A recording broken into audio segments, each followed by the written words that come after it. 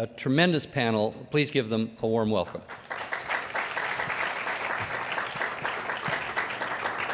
So we'll begin with Minister Moreau to talk about the last decade of leadership that Quebec has exemplified, giving inspiration to Canada and to countries all over the world.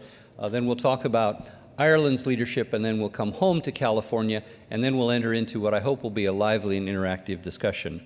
Minister Moreau. Thank you very much. We're talking about resistance against Washington. That's your introduction. And as the only French-speaking government in America, we used to be resistant. Probably that's the reason why I've been invited today. No. Thank you very much. I'm very pleased to be here today.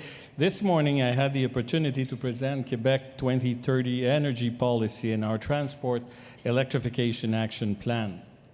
Clearly, our goal is to develop an economy that is less dependent on fossil fuels, and we are rolling out initiatives on a number of fronts as part of our fight against climate change. The 2015 Paris Agreement was a major milestone in the global response to this issue. The agreement stressed the urgency of not just limiting greenhouse gas emissions worldwide, but of reducing them. It's also reaffirmed that the solution to global warming depends on action and partnership among all stakeholders. That's been repeatedly provided today. Federated states, regions, cities, business and investors, civil society, including environmental groups, and international cooperation organizations and major financial institutions. The federated states and regions have already shown their willingness to be at the vanguard of the fight against climate change by launching a host of initiatives. They didn't wait for the Paris conference to take action. In some cases, and it is the case of Quebec, they also didn't wait for their national governments to propose solutions before starting to transform their economy, move away from fossil fuels, and come up with innovative and far-reaching policies. Let me also remind you that the Paris Agreement recognizes that every level of government has a role to play. This is a new development that lends weight to the government of Quebec's commitment and action over the past 20 years. Cooperation on climate action is crucial. That's why the government of Quebec has adopted numerous measures to finance the global fight against climate change.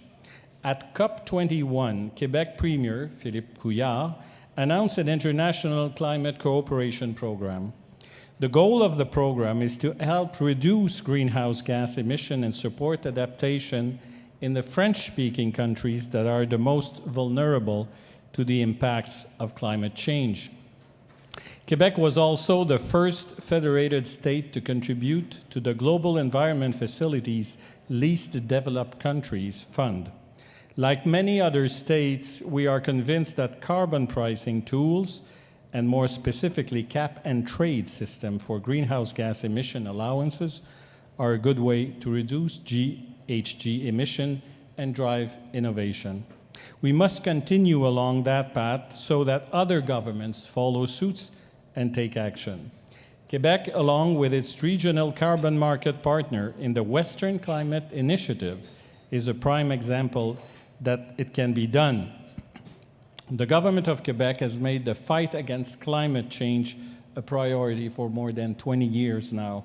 It's a long-term investment in our quality of life and that of future generations, a critical struggle that stretches beyond our borders. As part of our climate change action plan, we've set ambitious goals for reducing Quebec's greenhouse gas emission and have put measures in place to reach them. Reduction of 6% below the 1990 level in 2012, target met and exceeded.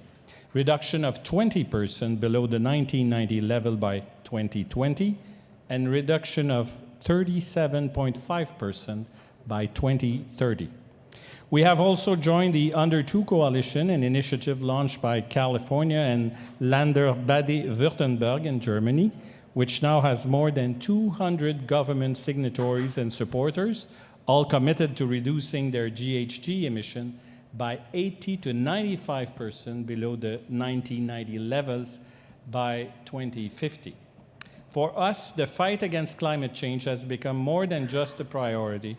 It's an economic development opportunity leading the way towards a modern, prosperous, low-carbon economy.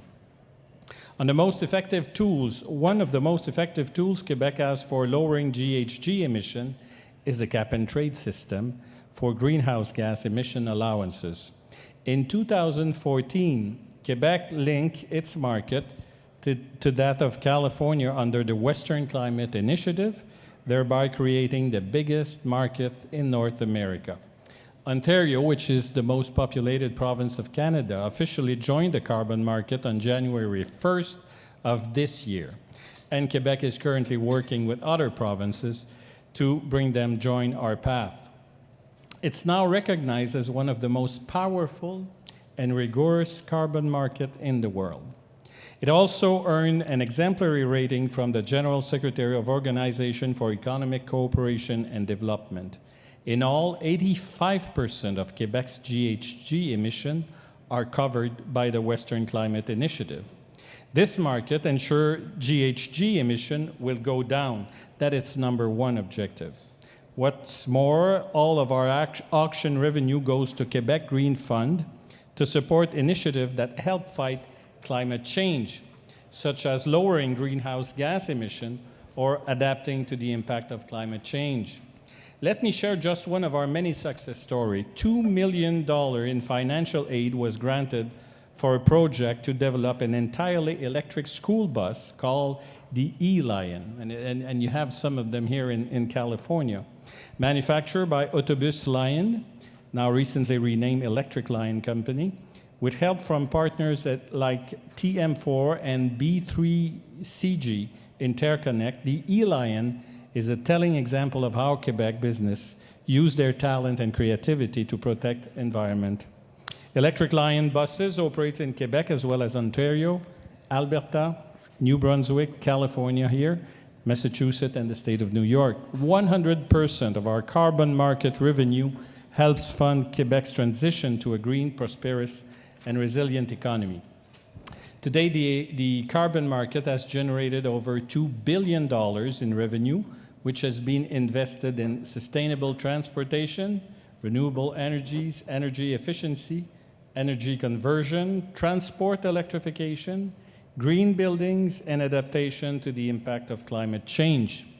Identifying the areas with the greatest potential for reducing GHG emission is already part of the strategy outlined in our Climate Change Action Plan.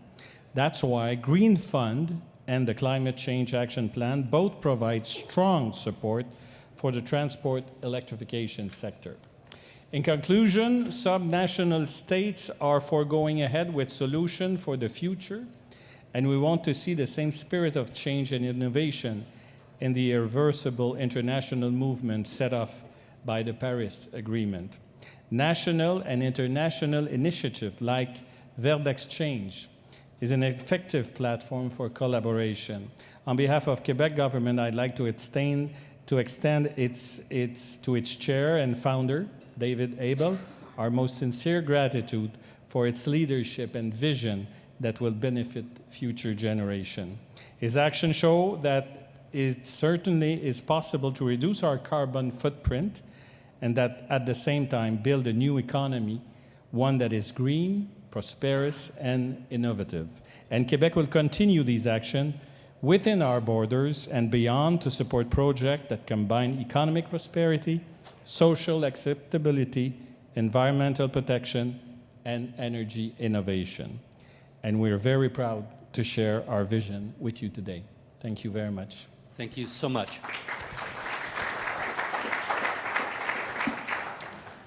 And now, Member Ryan, share with us the Irish perspective from across the Atlantic. Can I say, I come with an Irish perspective, but I don't think it's any different from a Californian one or any Japanese or any. We live in one world where the science about climate change we've known for at least 30 years. I mean, we know go back 150 years. Tyndall, who was an British scientist, told us 150 years ago the physics of how an atmosphere would warm. But we've known for sure for 30 years, the likes of Jim Hansen and others. I remember, I'm old enough to remember in the late 80s hearing the science and being filled with a sense of urgency. Now, I would anyway, because I was coming from a green ecological perspective, but I think we need power. We need political power to respond to the challenge we face. And to have power, we need authority, or we need to speak truth, which gives you authority with people. And my truth would be this: we've got it wrong in the environmental movement in the last 30 years. We've made people feel guilty, we've made people feel shamed, we've got caught in the weeds of technological or policy. I mean, I found this fascinating conference. I was in there at a session on market reform or grid and region interconnection. My head was spinning because it was so interesting and so complex. But that talk won't give us authority and power. We need it, but we need something else. We need a story that inspires our people, all our people, in Canada, in America, in India, in Bangladesh, in Africa, everywhere. I can only give my truth in terms of some things I've learned, and I've learned from mistakes. I was in government in Ireland for 4 years as Minister for Energy. We did a lot on climate. We went full steam on renewables. We introduced a carbon tax, not easy politically. We pushed EVs 10 years ago. We were doing all these things. 20% renewable in your energy portfolio. We've got 30 on electricity. We've got 32 or 3% wind mainly now. And we're really ahead of the game, which is good. But I think we got it wrong, and I think various lessons. We stood back after that experience in government and said, how would we do it different politically? How would we tell this story differently? We organised a climate gathering where we pulled people together to ask, what's the story? And there are some simple maxims came out of that I would share with you. We need to start listening to people rather than telling them what to do. We need to admit uncertainty. We don't know how this technology is going to advance. It keeps changing. Like 5 years ago, you told me solar would be down to, 4.5 cents, whatever, 5 cents in the US. I would have said no. Or that offshore wind would come down to similar price levels. I would have thought, and I'm an expert in that area, I think, and I wouldn't have thought that 5 years ago. So it keeps changing. So we should admit uncertainty. We should involve creative people, the arts, because they're good at dealing with uncertainty. When you start a painting, you don't know how it's going to finish. You're playing a tune, working with other musicians. It changes as you react. One of the most difficult truths is that we have to hasten slowly. That's a very hard one for a politician who's committed in the area, because your urgency is, it's crisis, we're getting to tipping points. If you do that, people kind of read you. He's a bit intense. Will he calm down? I don't quite trust that message. So in some ways, we have to have someone put it, we have to have the patience of those people who built the great cathedrals in Europe, knowing that this is going to take a generation or two at the very least. It won't be finished until my children's children probably have done it. One other one, I would say, a truth, is that we need to start changing our language a bit. We need to bring it home and connect to people emotionally as not just intellectually. Speaking of home and not just the planet, bring it back to a local area. And I say that I was inspired by reading a book by, Roger Scruton, who's an English conservative philosopher. He would be seen very much on the right, I'm on the left. And he spoke about that the love of the home is what inspires people. And I think one of the things we should seek to do, and this is in response to President Trump, is actually to win the right as well as the left, to not see this as an issue that divides us in that way. And I think it is time for that, because I think there is a gap, there's an opportunity. I think the old stories, the big stories, social democratic story for the middle of the last century, ran for 30, 40 years, big bad business, big government will help you against that enemy. And it worked, and it was very beneficial. For whatever reason, in the late 70s, we kind of lost faith in that and lost faith in the freedoms of the 60s and 70s, and we resorted to the freedom of the market as our story. Big government, we'll protect you against big bad government. That came to an end in 2008. The credibility of the market doing everything for our services is no longer credible. It hasn't been replaced by an alternative story. I don't believe the economic nationalism story of Donald Trump is the right response. And it's the same in Brexit. It's a lack of collaboration. It's a lack of that sense of connection we have to do to achieve this project. I think there is a new economic story we have to tell, which is economy and community, or economy which builds communities. It's not just about the home, it's home being part of a community. I'm interested in Santa Monica. I went there the other day, and I was very impressed at some of the things you're doing. In terms, I got that metro, it took a bit long, but lovely ride. I was the only white person on the metro. I was the only wealthy person on that metro, but it was fantastic because I got to the last stop in Santa Monica. The street furniture was brilliant. I got my bike, my metro bike. I loved the touches you'd done. There was a bus stop on junction of 4th and Broadway, and it was two like armchair seats. And it's that level of detail and attention to community. The climate solutions we will bring in terms of investing in public transport and cycling and walking is a good story. It builds community. The food system we will deliver, which is low carbon, and the whole land use system connects natural environments that fill our spirit, raise our souls. The energy system, it's a better system, this distributed system. It's not as energy dense. 3 tablespoons of oil is 8 man-hours of digging, or woman-hours, in energy terms. The alternative in solar and wind is so much more dispersed. But it's everywhere. It can belong to everyone. We will never fight over renewables. You will never hold someone to ransom over a solar panel the way you can with a gas pipeline. This is all a change, and it's a change in everything. It's a change in our industrial system, our transport system, our food system, our homes, but it builds community. It has that promise, and I think we need to go with that story, and that will win. Economic nationalism will not win. It will not work. Our alternative story is a better one. I'll finish my last comment just on that about bringing both sides. I'm showing my true colours here, but Francis's encyclical Laudato Si, for me, sets out that path. I would think if I'm an American in terms of how do we win back those people who have voted for economic nationalism, I think it's some of those faith communities can help because they can speak truth and with authority and helps give us all power to do what we need to do. That's my truth. Well, even if, please.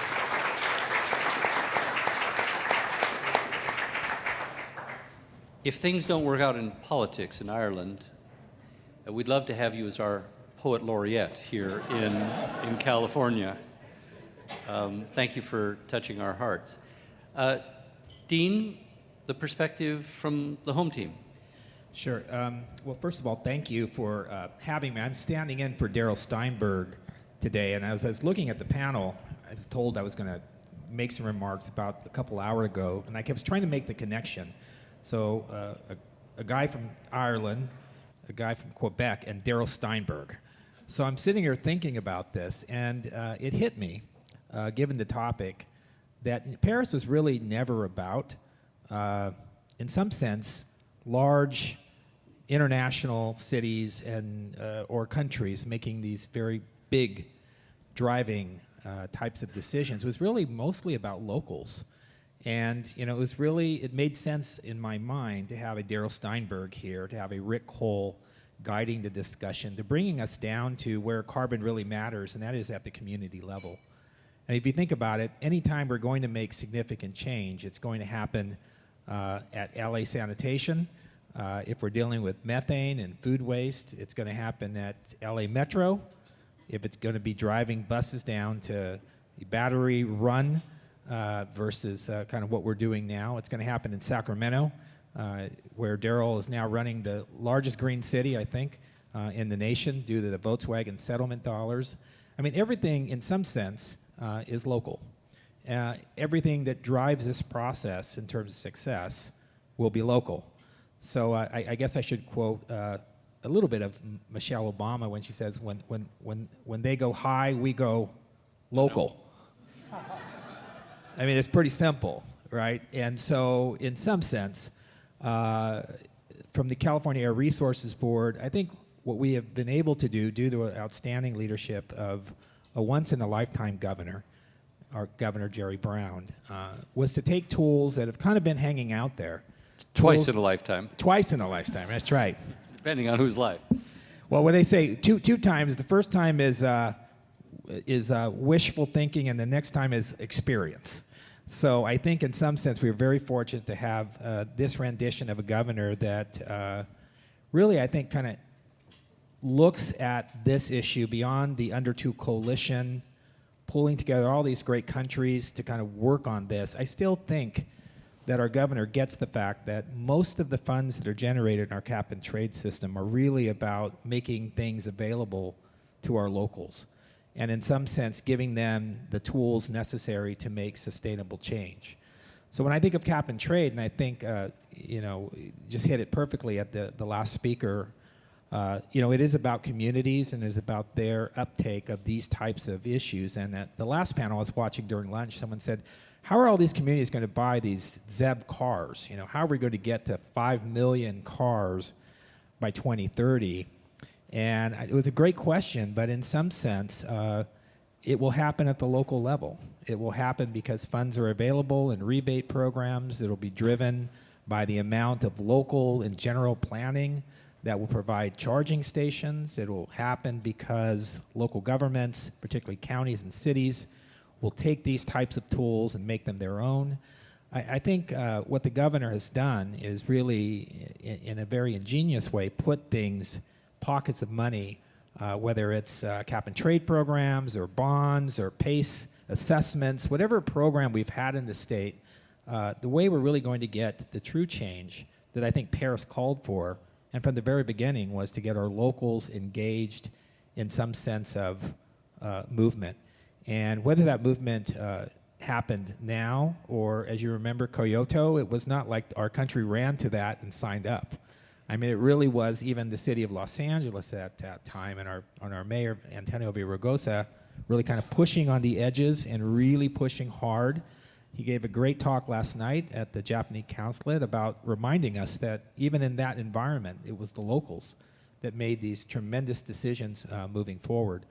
So I would say, the reason Darrell was going to be sitting here was he was going to hopefully be able to bring home that message that no matter what and who our president is, it, at least in California, will not make a significant difference if we are putting money in the right investment pots, if we are, as the governor has, looking at our forest as carbon sinks, if our governor is looking at our Strategic Growth Council at the state level for community sustainability efforts, putting dollars there, whether our governor looks at Caltrans in a different way and starts to begin to utter those words, autonomous cars, and starts to think about ways to connect our systems in a different way, and starts to think about transportation as sustainable transportation versus what we've used to do. So I think what state government has done well here in California is really try to look at the entire gamut of what we do in this state, whether it's CEC, whether it's at the Ag Department, whatever it is, we are always trying to find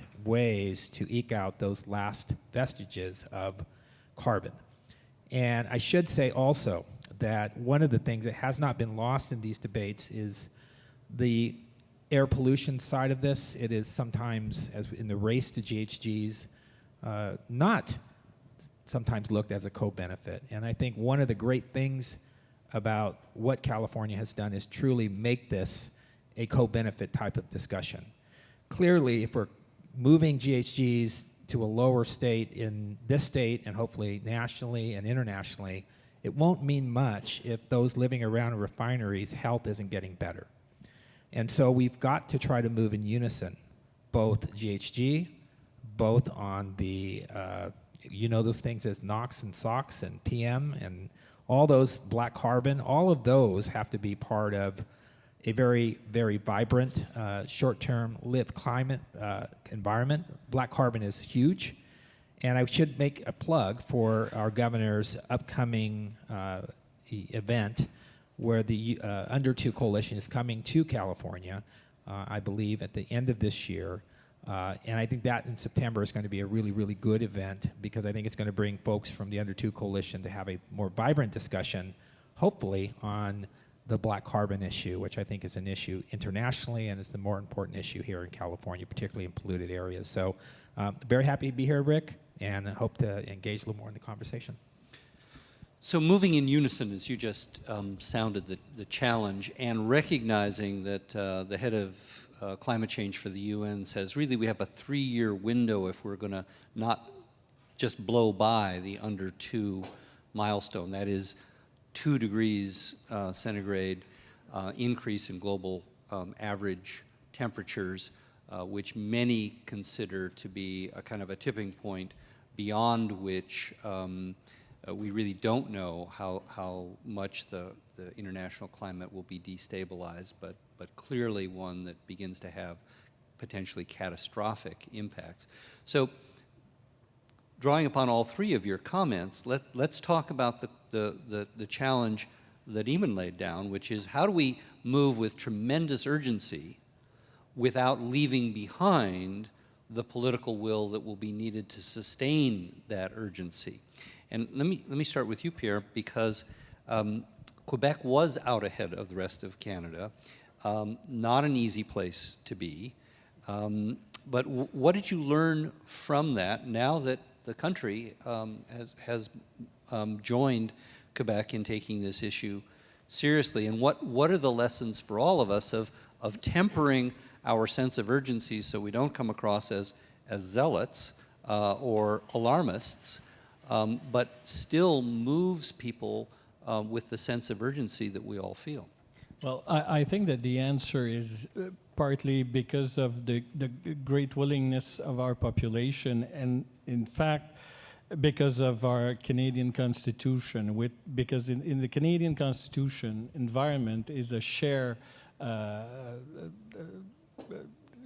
business with the federal government and the provinces. And at one time, when we had a more conservative government, the government of Canada was not as willing. There was not that willingness of going forward and to take action.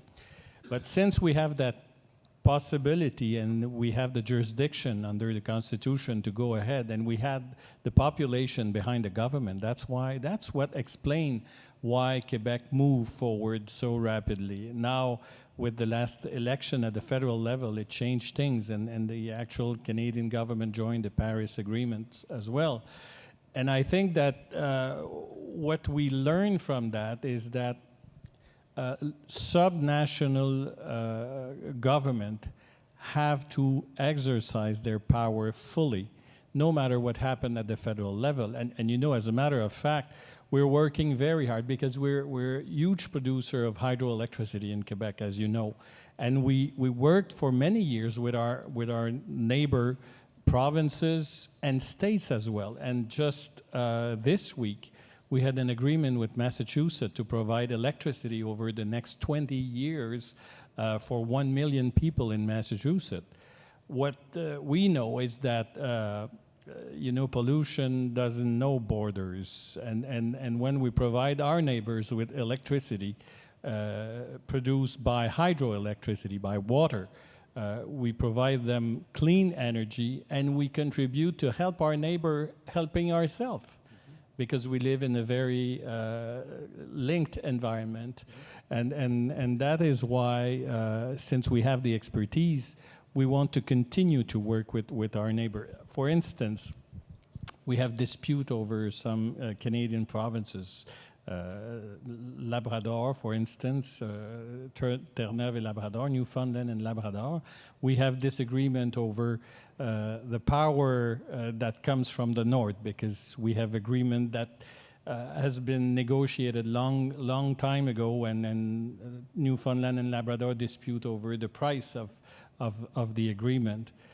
But no matter what will be the final decision of the Supreme Court, we already have conversation with Newfoundland and Labrador to work with them over 2041, which would be the end of the agreement between our two provinces, to see how we can export more energy to other provinces, like Maritimes provinces or other states further south here. And we see that with climate change, the need for electricity is increasing here in the United States, not only during summertime, but all year round. And we intend to collaborate with the United States, with the states themselves, no matter what's happen in Washington at the federal level, because we think that we're linked together and we have to work in that proper way to provide clean energy. Sure. Eamon, your thoughts about how to achieve that balance between urgency and bringing people along? We also, so I don't want to divert from your question, but we also need a balance between top-down and bottom-up. And it was actually the US political system, which I was involved in these climate negotiations for many years now, and we were always we were trying top down all the time, and then the US was saying, no, do it bottom up, and we ceded on that, and actually I think it was right. And I'll always remember the Paris Agreement when it was signed. It was an amazing example of diplomacy, fair play to John Kerry and others. I remember two things. I remember there was an Irish negotiator, a civil servant who was involved, and we were thinking the night before was going to the final draft, and what were we looking for? And he was saying, more than anything else, we don't want it to shorten. We want, it was 30 pages or what, I can't remember how many pages, but key thing is we want detail. We want a legal document that has real detail to assist that bottom-up approach. And I always remember the next day when the final draft came out, and it was one of those moments where it was kind of tense moment you were waiting to see, and sure enough, the detail was there. And it was ambitious from my perspective. I mean, I'd like it 10 times more, but it provides a roadmap. And it provides a roadmap for that bottom-up as well as the top-down as well, it seems to me, in the sense that it doesn't mandate anything or doesn't force it, but it does set out the rules within which we can achieve it. And I think it's recognizing that we have that structure there now. It helps people on the bottom-up. Even if America's not in the system, America would be remarkably stupid to completely opt out and ignore what the rest of the world is going to be doing. Remarkably stupid would be a good description for the current administration. I'll be honest, I was at Bonn there a few months ago, and there was general consensus there that Donald Trump is the best thing that has ever happened in some way to the whole climate project, because it energizes the rest of the world to say we are not going to accept that ridiculous direction. And I'm personally, I'm leader of a Green Party in Ireland, every time your president comes out and opens his mouth on the climate issue, the phone starts ringing in our office. Our membership shoots up on an axiomatic connection to the amount of times he comes on. That's the most positive spin I've heard in a year. Well, no, it's from my perspective. But no, it does provide one other point I'd say, because it came at that critical time, and it wasn't just the Paris Agreement in my mind. It was also the signing of the Sustainable Development Goals in New York in the previous September were critically important, because we cannot just see climate in isolation.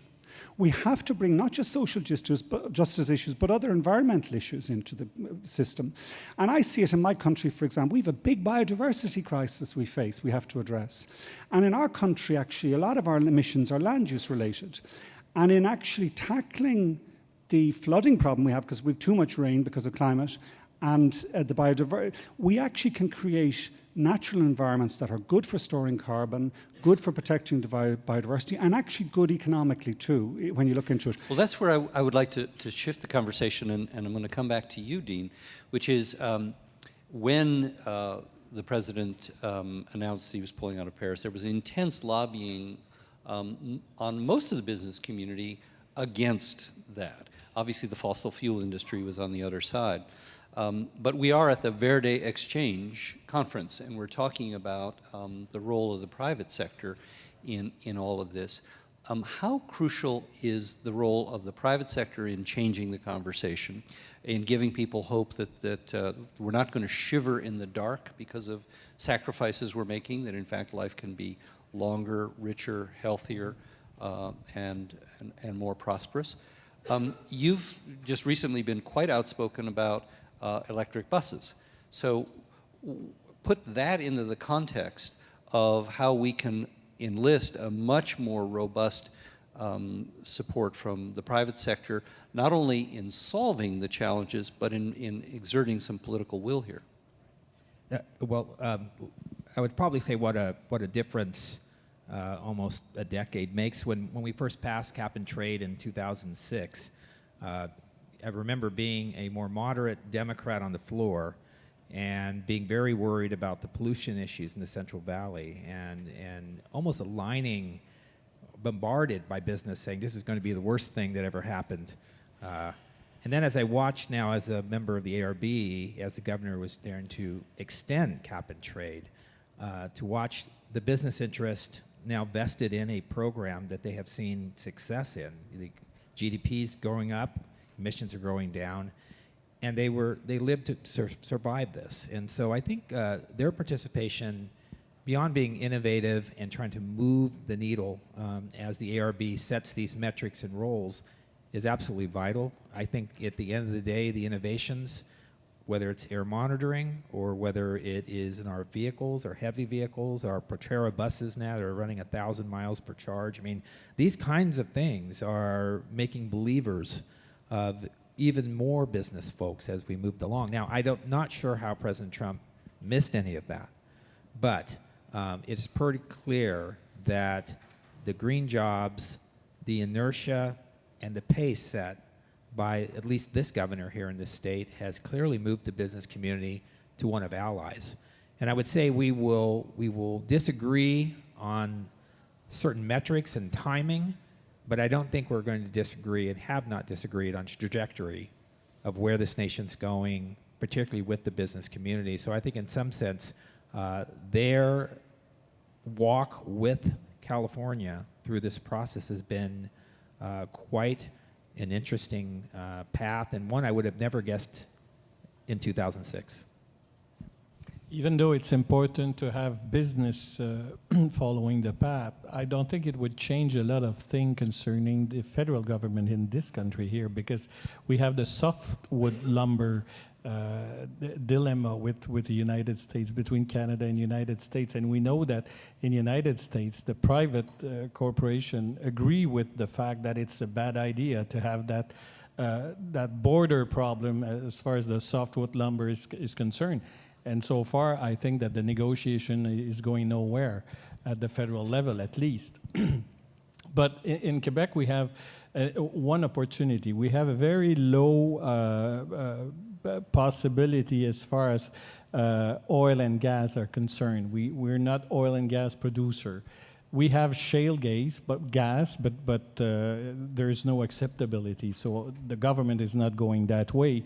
So the private sector is very behind the government as far as our effort to continue our shifting towards clean energy.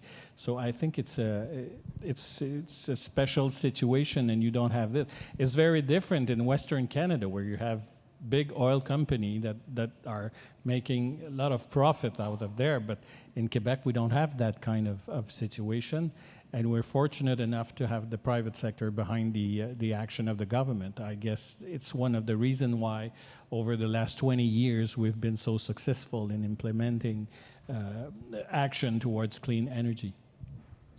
We had a packed house at a theater in Santa Monica where Vice President Gore spoke at a showing of his Inconvenience sequel. And I was struck by, obviously, the behind-the-scenes glimpses of the negotiations that led to the Paris Accord, particularly the interaction with India, which, unlike China and unlike the previous administration in the United States and the European community, India was quite skeptical about how getting on board with the ultimate accord might impact their drive to reach parity with the developed world.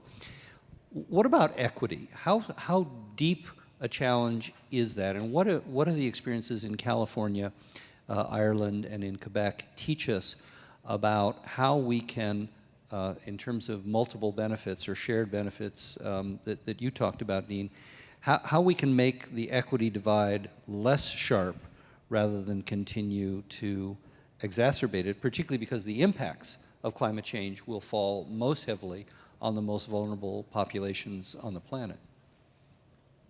I will try to keep this short, because on the environmental justice issues, this is our challenge, I think, and this is our moment as this movement, as this, in some sense, it's moving very quickly. And I think environmental justice communities, those who look at cap and trade, those who look at other types of things that we're doing in California, not to be left behind is the number one. And some of your colleagues in the legislature have really become quite vocal and vigorous about not leaving out disadvantaged communities in California in green energy and in climate change and cap and trade, et cetera.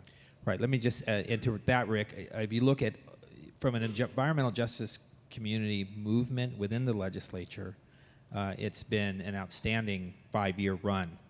I think the maturity level of environmental justice hit its peak this year, where I think governor, our board, and others had to really look and ask the question, you know, at this point, where's that delicate balance? We understood catching up, but at this point, and it's a tough, because I represent environmental justice groups on the California Air Resources Board, and there is a little pull and tug as we renewed cap and trade, yet combined it with an outstanding air pollution measure that was long overdue and really is going to push the Air Board into a lot of different great things, ways with them. But I think we internationally lose that in some cases. If you go to these countries, I mean, what really struck me is I got an opportunity to travel with Governor Brown to China, and I watched those discussions was really about GDP. You know, are we going to lose our race to productivity and jobs by implementing this type of a program? And again, that discussion about equity, what communities were going to win or lose, was left out of that. I think in California, it's pretty prominent. I feel at this point that environmental justice communities are at the table. They have a very strong point of view, and I think it's in the right balance, at least this state. And what about the issues of equity both within Ireland and Quebec, but also as a model in both developed world economies toward the developing world?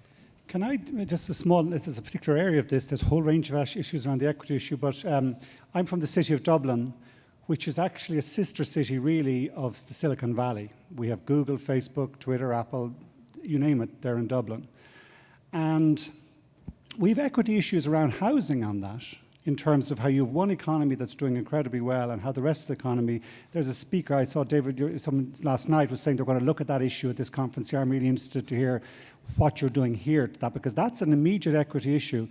And I wanted to concentrate on the tech industry, particularly the digital tech industry, because it seems to me there are 3 revolutions happening as we speak. It's complex and it's fascinating.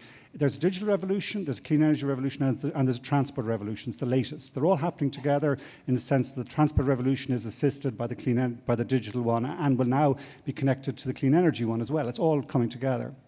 I think one of the key equity issues for the tech industry, and I'd say this in California, and it applies to my home city of Dublin, is we need to get the housing connectivity thing right, but actually there's a wider equity issue in how you use people's data, and the ethics around that is going to have to improve.